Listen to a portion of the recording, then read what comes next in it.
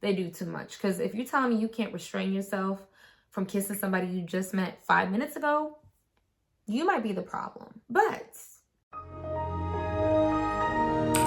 password accepted.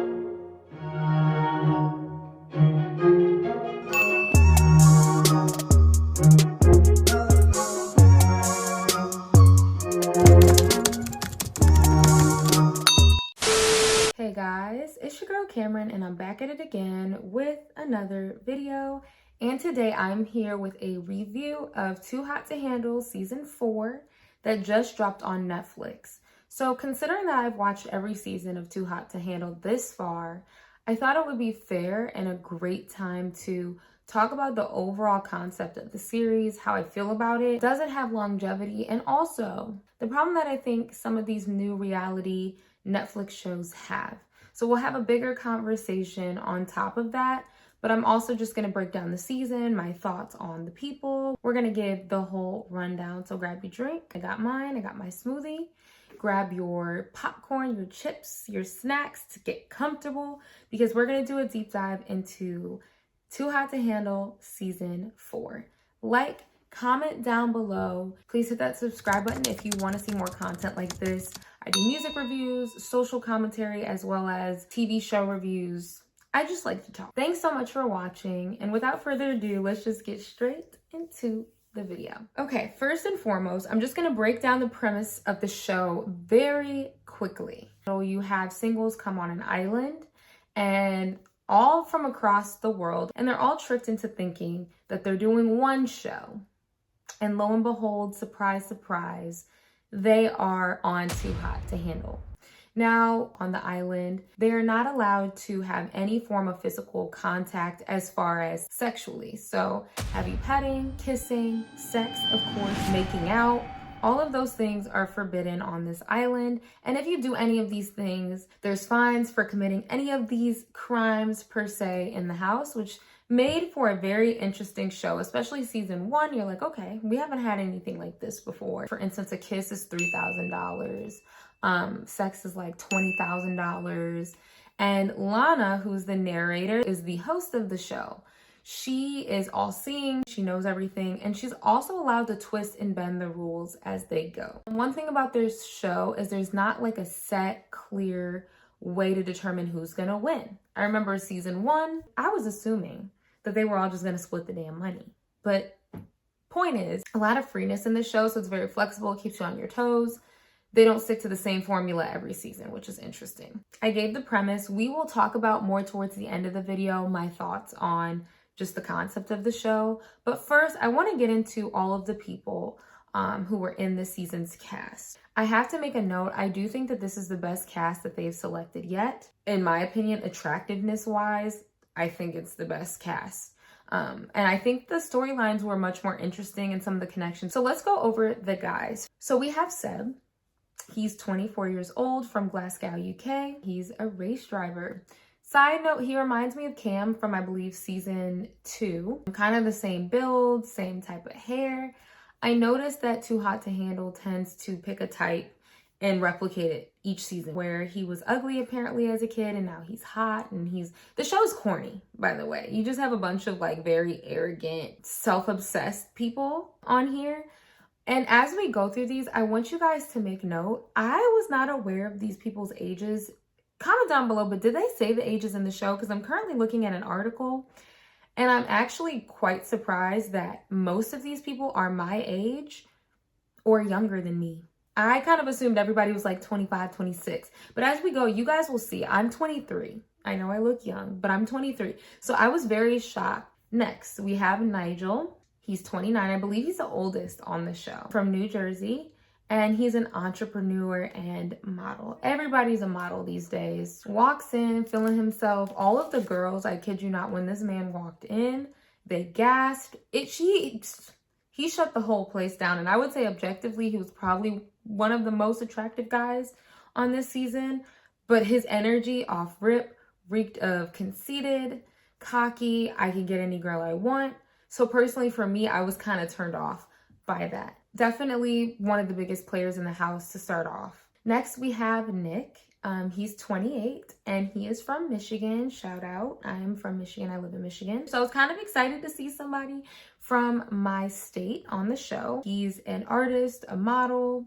He's kind of that Zen yogi. He comes on very secluded, very odd to an extent, but mysterious a little bit. He shocks us. I think Nick shocked everybody to some extent. We're like, this dude is so unserious. He could care less. He's always meditating, but he shocked us. Next guy, we have James. James was probably the funniest guy this season. He's 23 from Hawaii and he's a student and PT. You know, his intro was very weird. He's like, I have the vacation package. And I'm like, do girls come to Hawaii and like you sleep with them like as a tourist attraction? I was like, this is weird. No information, please. But he ended up being like the rule police. He was like, look, you're not breaking rules. You're not breaking rules. I need this money. I'm a college student, period. And I like James for that because what do you mean you guys are trying to break the rules? And then we have Creed. He's 24 and he's from Perth, Australia. Entrepreneur. You know, by my face, not a fan. Not a fan. He is a playboy, arguably probably the worst guy on the show in terms of playing the field. And then let's get into some of the new arrivals. So Ethan, he's 26 from Somerset, UK. Very relevant, very shallow. Yeah, not here for the right reasons. You're not fooling nobody. And then lastly, we have Sean, who comes in later in the season. He's 25 years old from Florida. He is sent in to kind of deter some of the connections and relationships in the retreat. Now on to the ladies. We have Sophie. She's 22. Guys, she looks a lot older than 22, but she's from Brighton, UK. All of these people in their descriptions are like, I like to hook up with people. So, you know, she's like, I get what I want when I do this look. Like, she's a very pretty girl. I felt bad for Sophie throughout the season. I was kind of indifferent towards her, wasn't my favorite on the show, but I also don't think she was given much of a chance or much camera time to really show herself. Then next, we have Kayla. She's 22. That shook me too, because technically she's younger than me. Kayla's from Los Angeles, California, and she is a model. And I need to say this, first and foremost, Kayla is bad. I didn't like how on Twitter people were trying to be like, Kayla's not even that cute. Don't lie to yourself. The girl is bad. She's extremely flirty, extremely confident, plays the field, knows she has options, and takes advantage. There was a lot of people that didn't like Kayla. To be honest with you, I didn't really have much of a problem with her. I actually kind of liked her from the beginning. I was like, okay, you better play the field. You have the power at that point. Next is Jawahir, arguably probably everyone's favorite on the cast this season.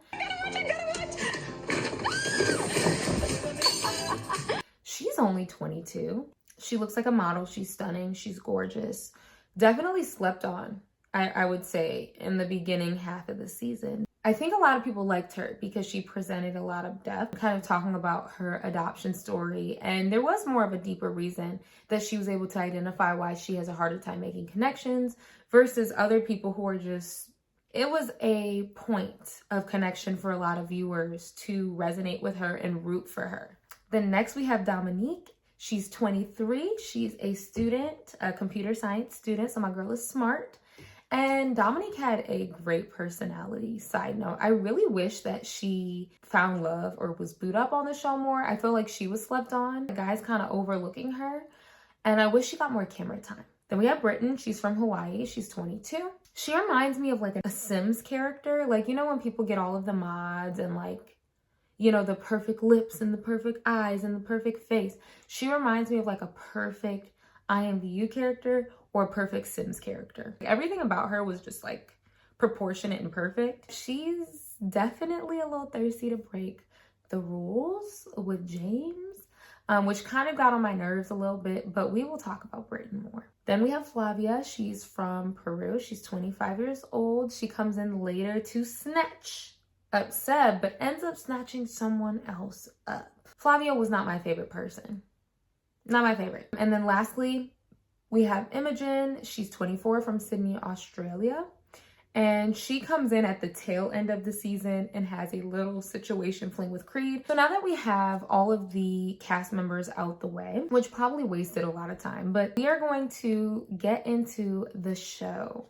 So episode 1, we have all of the cast members meeting each other. Let's just put it this way. For the girls, Nigel was definitely like top pick. For the guys though, Kayla. When all the guys were talking, they were like, who's your top? Kayla. And I couldn't help but think to myself, I was like, everybody can't have Kayla. And I'm like, damn, like I would kind of hate like if I ended up with one of these guys and they were all stuck on her. Like that's one thing that I respect about Nick. From day one, he was like, Jawa here. Jawa is my pick. Everyone's playing their own game right now. Kayla. She's the finest girl here. That's the one that I want. Like, that's the type of energy. I don't want to be second to anybody. And I get it. They're just going off looks. But the way that they were all feeding for Kayla was insane. However, again, I didn't like how people were acting like Kayla was not it. Like, she's a cute girl. Has like an adorable face, but like the sexiness about her, that's very intriguing. But she could be a little cringe, though, I'm not going to lie, with the way she laughs, the way she plays the field. And I think to some girls, it's kind of like, girl, you're doing too much. But for the guys, they ate that shit up. Now, one thing that was interesting, Jawa here, and this is what happens to a lot of Black girls who go on these dating shows. You know, they only pick so many Black cast members. But she made it clear, she's like, Nigel, I want my Michael B. Jordan. Nigel is my type. Like, he's fine. And then Nigel, again, he was trying to come for Kayla. Nigel talks to Jawa here, and he's like, oh, you know, I like that chocolate. You know, that sexy piece of I'm sorry, as a Black person, don't reduce yourself down to a piece of chocolate. The amount of chocolate references that I heard this season that came from every single Black person's mouth was annoying. She's pretty. There's no, like, why are we pieces of chocolate? Like, even the way they'd be like, ooh, Kayla, you like that chocolate or something? It's just like, stop. That was a pet peeve. The first 2 rule breaks that weren't rule breaks because the rules didn't start were Nigel and Kayla kissing and Seb and Jawa, because Seb had kind of a little thing for Jawa. Side note, I didn't mention, but now moving into episode 2, this year the show put on this whole production. First season, they knew, they're like, nobody's gonna sign up to be on a sexless island. We gotta lie. But then it became a part of the whole Too Hot to Handle experience. So they went all out. They had Mario Lopez as the fake host. It was called Wild Love. They go to this like challenge where they're supposed to be jumping out a plane. And that's when they're told, and the big reveal is happening, that they are on Too Hot to Handle. Let's talk about some of the coupling that ends up happening early on. And Nigel and Kayla became kind of a little situation, but Nigel was trying to play the field. He was kind of into Dom. He was talking to Jawa here. And he was given the option, like, Lana was basically saying, you need to choose somebody. Which I'm like, Lana, to be fair, it's been like 2 days. But she was like, you need to pick somebody, because she knew he was going to just keep hopping between all of them. And of course, he chose Kayla to go on the date. That ended up being a situation where after the date, he went and held Dominique's hand. After he had just said to Kayla, you know, I could see myself building something. I want a relationship with someone at some point. So that was messy. James and Britton also become a thing.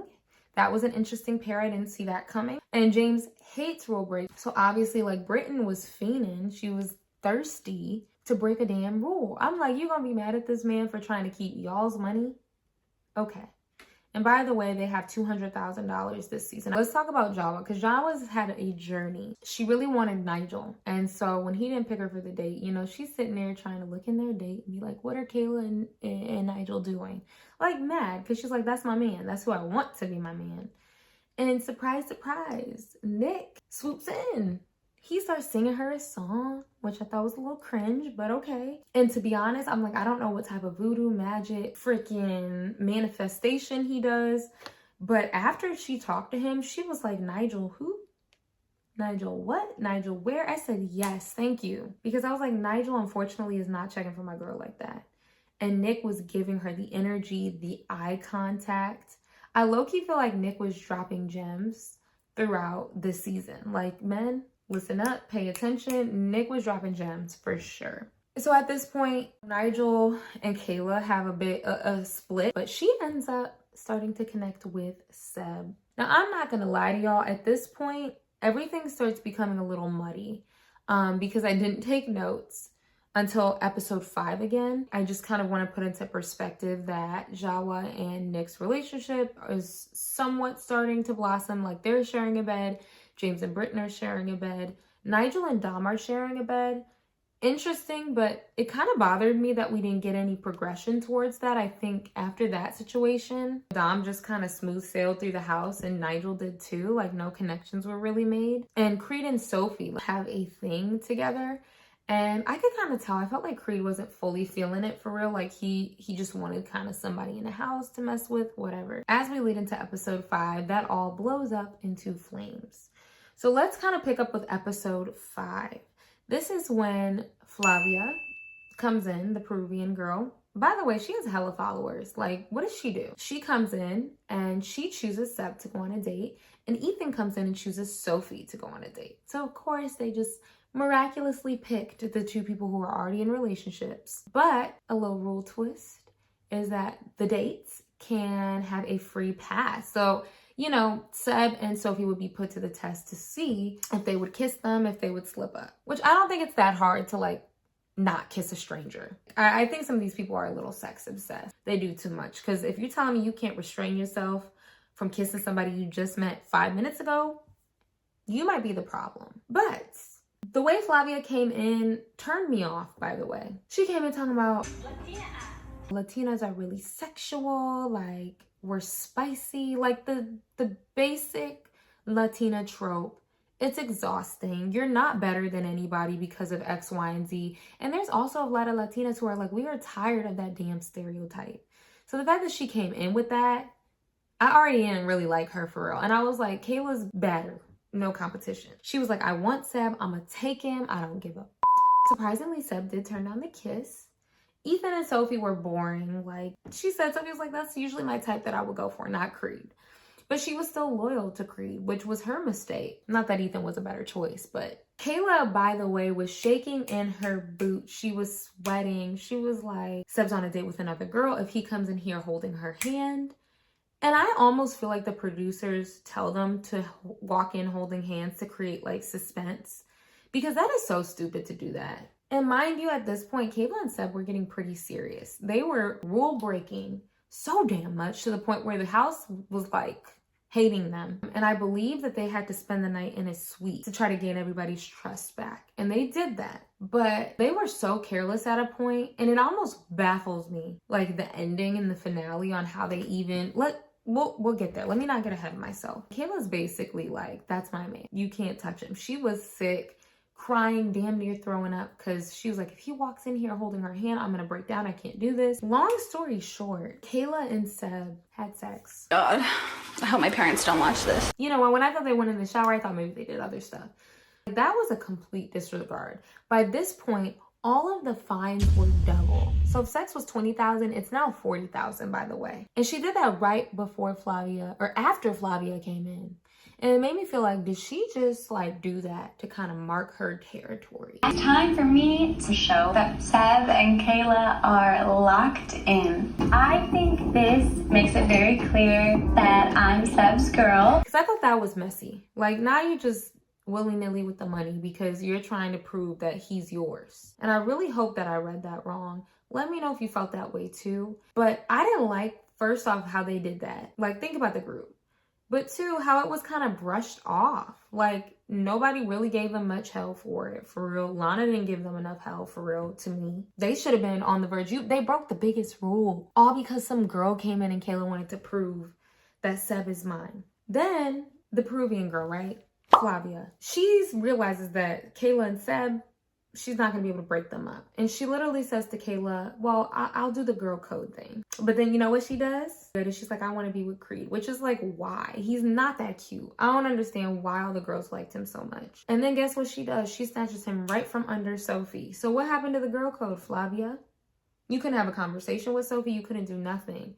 And like a bitch, Creed has a conversation with Sophie like, we could be friends. Sophie's like, F you. No, we're not going to be friends. No, we're not going to be cool. And I was like, exactly. Like, he cannot sit here and flip that up after He was shaking in his boots when Sophie went on that date with Ethan. But now you just jumped ship after she was loyal to your ass, which she should have never been. After that point, I didn't like Creed and I really didn't like Flavia. And you guys, as you know, Flavia would turn into a dumb hoe and her karma would come back to her along with Creed towards the end of this. Now, episode 6, Jawa and Nick are breaking rules left and right. I'm like, okay, guys, you know, I get that you guys have this intense physical connection, but come on, wrap it up. Like, we can't. Lana's like, you know what? Y'all have lost what, like $37,000 or some shit? And she's like, y'all gotta go to the suite. So they put on layers of clothes. Okay, I'm like, okay, they got strategy. Tell me why. The first scene, once they get in there, Jawa comes out the bathroom without a shirt on, with her bra off, her top off. My girl's naked. Performative. Why y'all putting on these clothes knowing that you... I feel like they be lying about that suite. They had to do something. But to keep the plot going forward, I think they lied, because there's no way. They weren't told they'd get sent home if they didn't follow the rules, but they didn't get those watches. So every season, at a certain point when genuine connections are forming, Lana will give them watches that will turn green when they see people forming a genuine connection. So that's why I'm like, you guys are dumb. If you've seen this show, hold off a little bit. You'll get a green light. At some point, they pass the test, they come back, which was a shock. You know what, to be honest, I wasn't even that mad when Jawa and Nick would break the rules though, low-key, because I thought their connection was just something on a whole other level. But that's besides the point. So episode 7. Let's talk about some of these exercises that they had to do. Like the Yoni exercise, Shambudram. What is this? They talking to a puppet. I'm sorry, it was a little dumb. I understand that, you know, the point was, hey, we want to teach the guys, like, these women aren't just their kitty cats, and that you should treat them as people and respect them. So, you know, if you're sleeping with them, respect their feelings. They're people. They're not just disposable, and they're not objects that you can just use for your pleasure. I respected the message, but I thought the execution of the activity was kind of dumb, but you know. Now, episode 7, we have 2 new arrivals. We have Sean and we have Imogen, and they of course get to choose their dates. Sean chooses Kayla, of course. Of course, it was predictable. I was like, somebody choose Dom, please. She's my only girl who's barely gotten any action in here. He chooses Kayla. Imogen chooses Creed. I think my irritation with some of the season was like, the people kept coming in. It's like the same, they wanted the same people. It's recycle. Lana puts them through a red button test. I thought this was a fun twist to everything. They go on the date and they were put through 3 stress tests. So the Peruvian girl and Seb, they could stop the date if they wanted to. And that would essentially read as, you don't trust the person. So they would have to like look through their social media, get quotes, their friends, and you know, on what they say about the person. And then they were told, you know, they're going to do a little massage. So Seb caved at the massage part and he's like, look, I can't do this. Seb and Sean are 2 different people. Like, if you could put polar opposites in a person in human form, it's the 2 of them. Seb's short, Sean's tall. Seb's the white, Scottish, Australian, whatever the hell he is. And then you got Sean, he's black, built, like, and Kayla's like, yeah, he's my type for sure. So obviously he was threatened and couldn't handle it. So let's talk about what happens when the dates come back. Kayla walks in holding Sean's hand, and she said she wanted to make Seb sweat a little bit, which I thought was fair. Flavia, she's definitely shook, but she's kind of hiding it. She chose to trust him. Sophie had said, do you trust him? Do you really think that he's not going to do what he did to me to you? And she's like, no, I think he's different. What in his actions has showed you that he's different? He did the same thing. And it gave me, the energy you guys were giving Kayla was the energy I feel like y'all should have been giving Flavia. Because Flavia gave pick me for sure. Like, oh, I'm hot, I'm pretty, I'm spicy. Like, he's gonna like me. He's not gonna leave me. Delusional. No girl code whatsoever. And obviously Sean comes in. He realizes that Seb and Kayla are like this, because Kayla's like, I want you, I don't want Sean for real, whatever. Sean, then he diverts his attention and he's like, you know, I like my black queens. Jawa goes, ah, and I was like, Jawa, stop. Your man's right there. And 2, don't look too thirsty. I know that that's your type, and I get the whole black queen thing. But for me, I feel like when you're always bringing up, especially as another black person, when you're bringing up the whole chocolate and black queen this and all the time, it irks me. It's a pet peeve of mine. So when Sean was saying that, it was kind of giving me like, she's trying a little too hard. Because if you really liked her, you would have picked her for the date. Don't try to be proving nothing now. But I was kind of like, Jawa, put your hand down. Don't be thirsty. You got a man over here who's treating you good. He's not playing games. And you sitting up here jumping for joy because he walked through the door. Mind you, I will say I liked Sean's personality as we kind of went through. He came off decently respectful. And he seemed like a cool dude overall. But Jawa does take that step to develop some sort of relationship with him. So we will talk about that in a second. Also, Imogen comes into the house. And I kind of liked Imogen's energy because I wanted Flavia to get a taste of her own medicine. How she walked in with Sophie and Kayla. Imogen was like, yeah, I'm a try. I don't care. I'm gonna do what's best for me. And I was like, okay, serves her right. But Creed, I didn't want him to have his cake and eat it too. So that pissed me off. Side note about Imogen. They need to stop finding the same brunette lookalikes every season. Season 1, we had Francesca. Season 2, we had Emily. Season 3, there was somebody else, I'm sure. And then we got Imogen. The same, no offense, plastic surgery type, looking type. Oh, season 3 was the Kylie Jenner lookalike. Every season, we have a brunette girl. Same girl didn't fall. Episode 8, Jawa starts to explore a connection with Sean. And what I do respect is that Nick was open to giving her the space because Nick has made it clear. He's like, I'm second to none. I don't like to play games in terms of competition with someone else. I know my worth and I respect myself, and I feel that if someone else can't see that, then that's on them. Again, dropping another gem. That's how I've always operated. If I'm your second choice, I'm not going to fight you on it. I'm not going to beg you.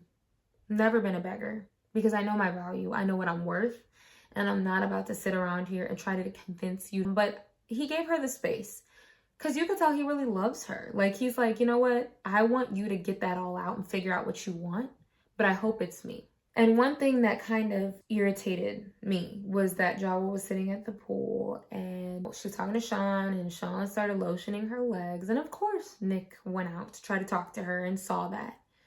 And I get it. These people have probably only known each other for a very short period, but I feel like, Jawa, you should have been like, hey, you know. And I felt so bad for Nick. He handled it. Like, it didn't turn into this big blow up like I thought it probably would have. And at this point, let's talk about the other love triangle that's going on. Imogen, Flavia, and Creed. Flavia's in denial. She's like, no, he still likes me, da da da da. And this is when Creed he's starting to play games with them.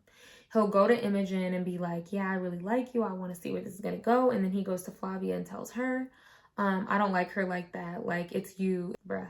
And he goes back and forth. And there's actually a point where Creed and Flavia are talking on the couch. And Imogen comes outside. You know, she's like, I'm about to mess with him. And she's putting on lotion. Flavia and Creed are having a serious conversation. And he, like, waves at her, at Imogen.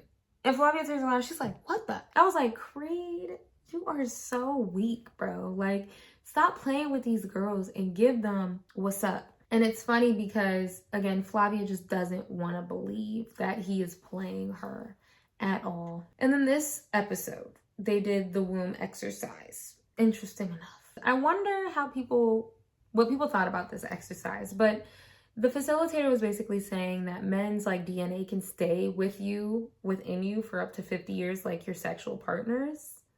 I'm like, is that true? I should fact check that. So I did some digging. And this information is not 100% accurate, and studies show that there is actually not enough evidence to prove this. Theory went viral in a news story, and I put that in quotation marks, claiming that women absorb and retain DNA from male sexual partners. Now, they say that it's true that women can end up with male DNA in their bodies, but it's not necessarily because of sex.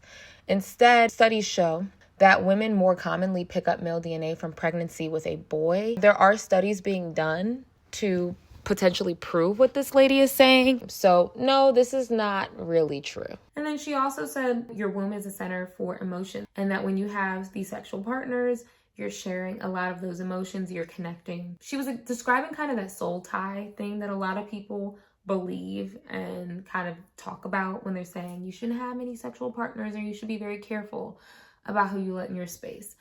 I don't know the exact science behind it. And a lot of the girls were kind of repulsed by some of those facts. They're like, oh shit. Like, and at this point, the lady would ask, like, who do you want to give your womb to? These exercises, are they doing anything? And then Kayla was like, I want to give my womb to Seb. You already did that. And then Dom says, I want to share my room space with myself. Girl, I love you, but get off the island. We ain't got no connection. I know it's cute to have like that love yourself moment on the season, but I thought this show was about making connections with people. Ja was like, I'm in between Nick and Sean, who's entering my room. Why? It's not even a competition, Jawa. It's Nick. It's always been Nick. It will always be Nick. And then Flavia says Creed. Imogen does confront Flavia, because she's like, you know what? I feel like I'm not being considerate, because Imogen was kind of being an asshole. But I didn't feel bad for Flavia. But she says to Flavia, she's like, look, Creed has been playing the fence. He's been telling me one thing. I think you need to talk to him. And then Flavia's dumb. She's like, he didn't tell me that. And she's like, that's the point. Like, you need to talk. Like, she's in denial. Going into this episode, Jawa has to choose between Sean and Nick. Creed is still going back and forth. Guys, I can't even keep up with Creed's lies. Like, I can't even go through the timeline, because he would keep going to Flavia and say, she means nothing to me. I'm going to break it off and tell her no. Then he went to Flavia and was like, I keep telling her no, and she's not listening. So then Flavia's like, oh, so this girl just doesn't listen. She's just coming on too strong, whatever. And it's like, no, bitch. How can you not tell he's lying? Creed, I was so done with him when he told Imogen, I'm still should sleep in bed with Flavia because I don't want to cause a scene and cause hella drama. He says, I'm going to face the door tonight. Don't worry. And Imogen goes along with it after he... Bro, I was so over. I'm like, this man is a bona fide player. Now let's get into episode 9. Jawa makes a decision. She chooses Nick, and they share a beautiful dinner. You know, they really share, and like he confesses his love for her basically. He's like, you know, there's been so many times where I've looked at you and I just said like, I love you in my head. And she's very vulnerable with like how scared she is, but she wants to do this with him. And I was like, she made the perfect choice for sure. She won already. I was like, I don't care what happens. As long as Jawa and Nick are together, like I'm straight. And then by this point, Britton and James have their first kiss because they go on a date to kind of establish what's going on with them, talk about their future. And then Kayla and Seb go on a date, and Seb asks Kayla to be his girlfriend. To be honest with you guys, with their relationship, it fell a little flat to me. I didn't have that like excitement for their relationship at all, like not the kind that I had for Nick and Jawa. So I was like, oh, this is cute, but it didn't make me feel any type of ways. Like they kept saying we're the best couple, we're the happiest couple, and I was like, I don't agree. I didn't love Kayla and Seb together. And then of course Creed is going in between Imogen and Flavia. Like it's crazy. And then they're all meeting by the fire by Lana, and Lana's like, you know what, Creed, I gave you the opportunity to make your decision. You didn't do it. So you need to come clean. And what does this man does? He lies. He doesn't come clean. And so Lana gives him the boot. And I was like, serves him damn right. This man, all he had to do was tell the truth and be like, yes, I've been two-timing you guys. And he still could have won the money, low key. Imogen says flat out that Creed never said a no to her, period. And he's saying like he made it clear to both. Creed gets sent home. And now Imogen and Flavia want to do this woman in power shit. They're like, yeah, like we should have just been friends the whole time. Like, no, y'all ain't gotta pretend like y'all friends. Because both of y'all are not with the women empowerment shit. The way you both came in that house. The way y'all were both acting. Nah. So now we get to the nomination phase for who's in the running for the cash prize. So Lana's like, you know what? We're going to choose 4 people that are eligible. And of course, drum roll, please, it's no surprise, Kayla's chosen, Seb is chosen, Nick is chosen, and Jawa is chosen. But they are chosen as couples, which I believe this is the first time they did it like this. The way that she chooses who wins is interesting to me. I think at this point it's a precedent though, that like you kind of have to be in a relationship to win. They changed their ways and they committed. So it's really not even a fair shot. Now my problem with this was, okay, we can do the whole relationship criteria, but I almost wonder if Kayla and Seb would have lasted if they didn't do it. I feel like they might have tainted their connection a little bit by doing things a little too fast, because the whole point of the show was to not do that. And I felt almost like because they broke the rules so many times and they went and took it there all the way, I almost felt like they were being rewarded for breaking the rules. And I didn't think that was fair. Like, I feel like Lana could have thrown in someone else because, you know, you got the 2 people who lost the most amount of money, who didn't follow your damn rules half the time, up there. And I do feel like Jawa and Nick had a real thing, so I couldn't fight them too bad on it. However, with Kayla and Seb, I'm like, you guys literally slept together. And the reason why Kayla did that, from my perception, was very immature. So I don't really love the way that they set the criteria for the winners in the show, but that's just me. I think it's no surprise. It was a 6-1 vote, but Nick and Jawa win the prize money. So they won $89,000. If they could all have been less horny, they would have won closer to $200,000, but that's not my business. It kind of is. And I just want to say, can we point out how salty Kayla looked when Nick and Jawa were announced as the winner? Kayla was literally like, and Seb was trying to comfort her. And then Kayla in the confessional, she says, money is easy to make, but love is hard to find. I'm like, girl, you know you care more about that damn money than you care about some damn relationship. She was, you know how you be trying to make yourself feel better about something even though you care. I'm not shaming her for being upset because like I'd probably be salty too, to an extent. But we all know that Nick and Jawa deserve that, 110%. So that was the finale. It's been a long video. But to close this out, guys, I want to talk about what I think of the show. So first off, I have to say I think the season was the best season. The editing was on point. The production was up to par. The house, the location was stunning. I think that added to a new aesthetic and a new vibe. And like I said, the casting to me was pretty good. I think attractiveness-wise, personality-wise. However, there's a few things that I feel like doesn't really work and check out. And I feel like Netflix has this issue of starting these shows that start off amazing, but they don't have qualities for longevity. Example, Love is Blind. You know, a lot of us are like, no, it's not. So what's the point of the damn show? Too Hot to Handle. You have a bunch of horn dogs get in a house. Like, are they reformed playboys? Probably not. And I don't think any of these people are couples. Well, everybody kind of couples up after the season ends. But I don't know if there's any couples still standing from previous seasons, right? One of the major problems is that you're duping. You're literally like lying to people to get on this show. It's like you're sending somebody to rehab, right? And you don't tell them. They're not going to want to be in rehab. Like, you didn't prepare them. This wasn't their choice to do this. So they're probably not going to take the experience all out and really be serious about it. And that's kind of how I felt about this. Now, I know it's supposed to be interesting because the juxtaposition is that you're tricking all of these sexual people into staying in a house where they literally can't do that. I get it. But if Lana wants real change and for her damn rules to be followed, then, you know, you should let people know what show they're signing up for. So it's like you almost can't take it seriously at a certain point. I remember season 1, I used to be hell-bent on saving that money. I'd be like, why did they break a rule? Why did they do this?